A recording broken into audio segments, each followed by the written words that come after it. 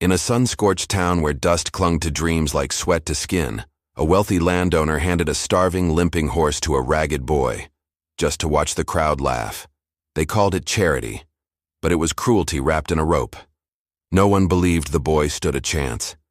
No one saw the fire smoldering beneath those tired eyes, not even the man who gave the horse away. But what happened next? Oh, it shook the whole town to its core. It all began in the quiet town of Dry Hollow, where the wind carried more gossip than rain.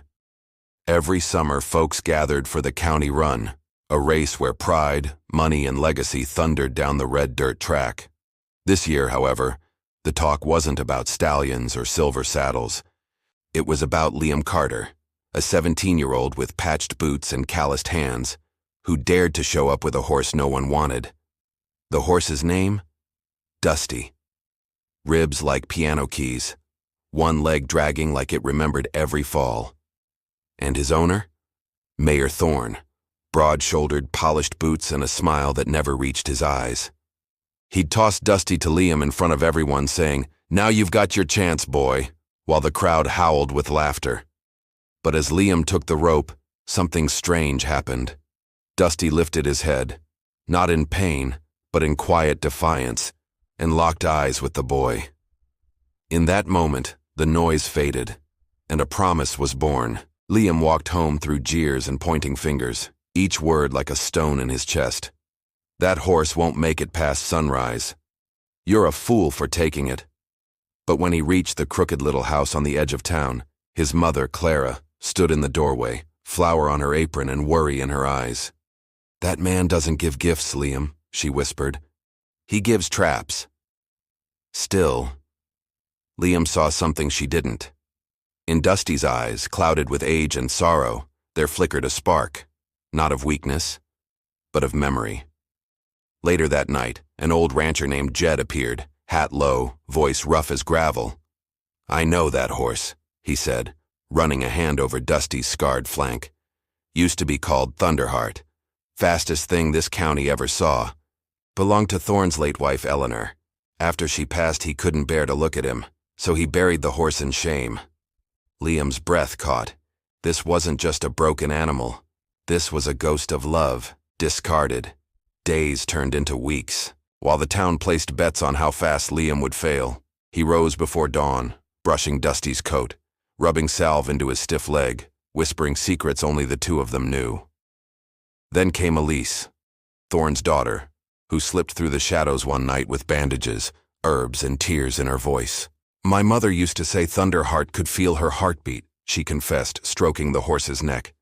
"She made me promise to protect him, and I failed. But not anymore." Together, Liam and Elise nursed Dusty back, not just in body, but in spirit. And Jed taught Liam the truth. You don't ride a horse like this with reins. You ride him with trust. Threats came. Thorne warned Liam to stay off his land. Ranch hands offered him money to quit, but Liam just tightened his grip on Dusty's mane and said, "He deserves his chance."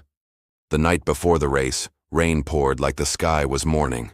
Liam stood in the storm, arms wrapped around Dusty, shouting over thunder, "I won't leave you. Not now, not ever."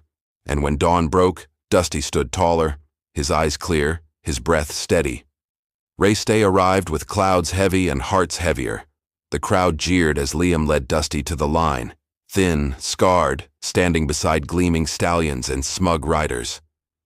But the moment the flag dropped, something changed.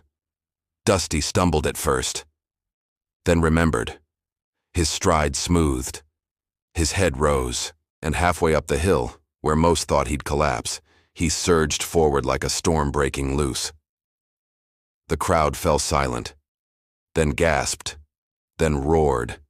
Dusty wasn't just running, he was flying.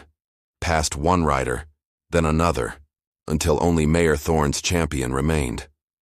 Hooves pounded, dust flew, and in the final stretch, with every soul holding their breath, Dusty pulled ahead, by a nose, silence, then chaos. Cheers exploded like fireworks, children screamed, grown men wept, and in the middle of it all, Liam slid off Dusty's back, trembling, and buried his face in the horse's sweat-soaked neck. "You did it, boy. You really did it." Then, Thorn stepped forward. No smirk, no pride, just tears. "I was wrong," he choked, hands shaking as he touched Dusty's shoulder. "I threw away the last piece of her, because I couldn't face the pain." Elise stepped beside him, voice soft but firm. "But he brought her back to us." Thorn looked at Liam, truly looked at him, and said, "Teach me how to honor her, how to care for him, your way." From that day on, everything changed. Liam and his mother moved onto Thorn's land, not as tenants, but as family. The old stable became a sanctuary for broken horses. Children came to learn not just to ride, but to listen, to see worth where others saw waste. Dusty, now gray-muzzled but proud, carried little ones around the pasture, his eyes still burning with that quiet fire. Years later, when Dusty lay beneath the old oak at sunset, Liam held his head in his lap, whispering, "Thank you for saving me too." They buried him there with a stone that read, "Thunderheart, the horse who taught us that broken things can still carry dreams." And though Dusty's hooves no longer echo across Dry Hollow, his story does. In every child who believes in the underdog. In every heart that chooses kindness over cruelty. In every moment someone dares to say, "You're not done yet." Never judge a soul by its scars, because the deepest wounds often hide the strongest hearts. If this story moved you, if it reminded you that hope can rise from the dust, drop a 1 in the comments below. Let us know you're here, believing in miracles too. And don't forget to subscribe, because the next story might just be the one that changes your life forever.